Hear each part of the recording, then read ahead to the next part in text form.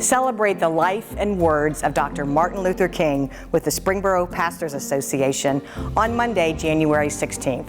Hi, I'm Maureen Russell Hodson, and this is Springboro Here and There. We are here at the Springboro Performing Arts Center, along with members of the Springboro Pastors Association. We have Palmer Jason, Terry Carlisle, and Roger Hendricks, and thank you all so much for being here.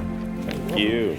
This is the fourth year for this event to happen? Third year. Third year. So tell us how this whole idea got started. I'll give my shot first because my church sits right on Main Street, the United Church of Christ. I don't know if I've told you gentlemen this or Maureen. We have an old cellar door that you have to pull open like this, out back by our church. There's an old furnace down there. I never go down there. It's a spooky place. Right on the Underground Railroad. I am sure that our church supported the railroad for people who were trying to get their freedom. And when I first helped with this event, I kind of linked those two thoughts. My church is basically a white church, and I'm ashamed sometimes that white folks didn't see the light a little more quickly than that.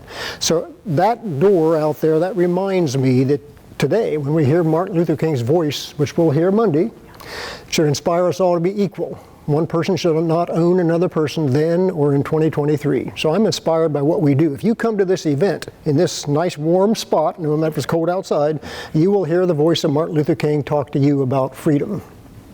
It does happen at noon on Monday, the 16th, the celebration day of Dr. Martin Luther King Jr.'s life. We talked about the words. How did you come up with the program? Because you basically planned the program, right? Yeah. Well, actually, the initial one, Roger did. Oh, okay. We were talking back and forth about we need to have a celebration. There's a lot that go on in the city, but there was nothing that was sponsored or here in Springboro. And so he took the lead on that, pulling together some of the excerpts from the speech. And then we said we can pull it off and get together and we'll do some of the readings and then we'll just pray. So for you, Roger, how did you decide which readings, what really spoke to you?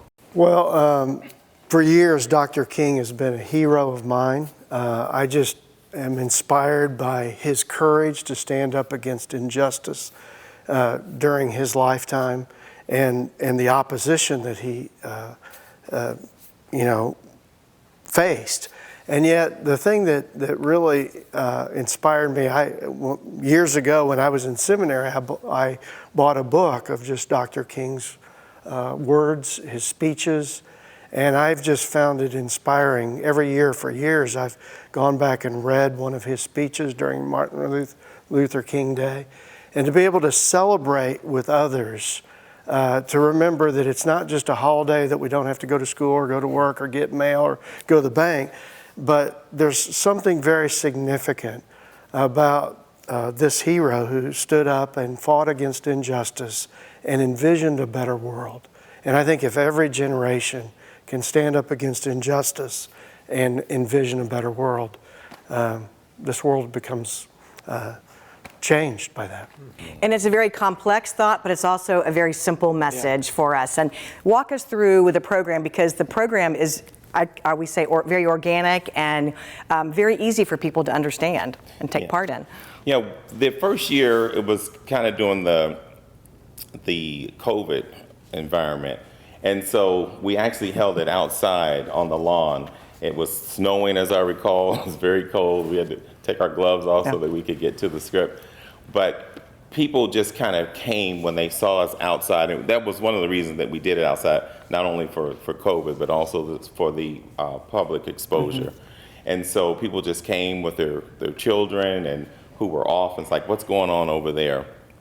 So the following year, we had it here. This was going to be the backup location, and it ended up becoming the location because of how cold it was. So this year, we're just going to start inside. But it'll be 30 minutes. You can come during lunch hour. I think it's a great thing for families to do together. We don't realize how impactful annual events are even in children's lives. And when I think about Martin Luther King, he was so young when he was assassinated. He was only 39 years old. And many young families, if you think about that, he had young children at the time, and he was giving his life for a cause. He was standing up for something. And so I think it's important in this day and age that we inspire children to stand up for something. And so I think it would be a great opportunity for them just to come, just to hear his words, and then to be in an attitude of prayer about what this day is all about. And again, it is at noon, and really is going to run about 30 minutes on Monday, the 16th. What message or what feeling, how do you want people to leave here? What should they carry with them when they go? Palmer and I were talking before we started. Most every church person recites the Lord's Prayer. Some of my folks, if I don't do it during the prayer time, say, we want to do that every week. Then I point out there's one phrase in there that says, "Thy will be done on earth as it is in heaven." So Palmer and I decided that that's a message to us. We need to do that now. Heaven's not just a time when everybody gets changed and everything's perfect and there's no more tears. It's supposed to start now. Dr. King, like you said, gave his life for that. Yeah. We can give part of our lives for that today. So I think that's what I want folks to think, that they need to do something different than what they're doing. Today. Today, yeah. Any other messages to share? One of my hopes, twofold. One is, a lot of people know his famous "I Have a Dream" speech, but some of his other speeches were just as inspiring and moving. And what we have discovered the last 2 years, most people didn't know these speeches. Yes. And it just highlights that.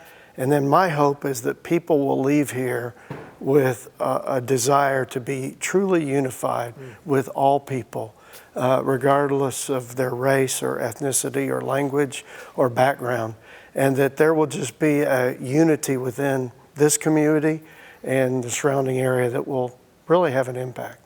And you actually get to take those words home with you, because the program has every single speech in it. Yes. And then following one of the speeches, we have a prayer as well, right? Correct. So mostly we have the readings done by most of the pastors, I believe, and then we have people that are slotted in to pray right after that. Prayers of unity, prayers to unite us and for us to focus in on what the dream was and still trying to achieve that dream. I'm hoping that people will leave inspired to bring this dream to fruition, to actually do a little more research. Maybe they weren't familiar with Martin Luther King Jr.'s life at all, and it will pique their interest. Let me go read a little more about him, and let me see how I can be more fully involved in the cause. So what step can they take? Yeah. I like that. Yeah, nice way to kind of look inward. Yes. And go be the change that day. Yes. Before we wrap, I wanted to let folks know, I introduced you as the Springboro Pastors Association. You do more than this event. This is becoming a signature event for you all, but give us an idea about some of the other activities you do. Well, we meet monthly, and we have the opportunity to meet with individuals from the city, the police department, firefighters, school, and just an opportunity to be aware of what are needs in the community. And there's a number of things that we do throughout the year, like food drives for the Springboro Community Assistance Center.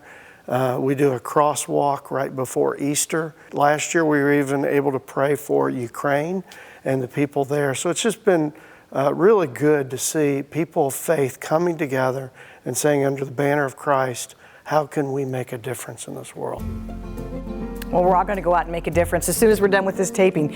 Gentlemen, thank you so much. I appreciate your time. We'll look forward to seeing you here. Again, it's Monday, January 16th at noon at the Springboro Performing Arts Center, 115 Wright Station Way. For more information, you can always visit our website, ci.springboro.oh.us, or check us out on Facebook. Thanks for watching, and we will see you next time.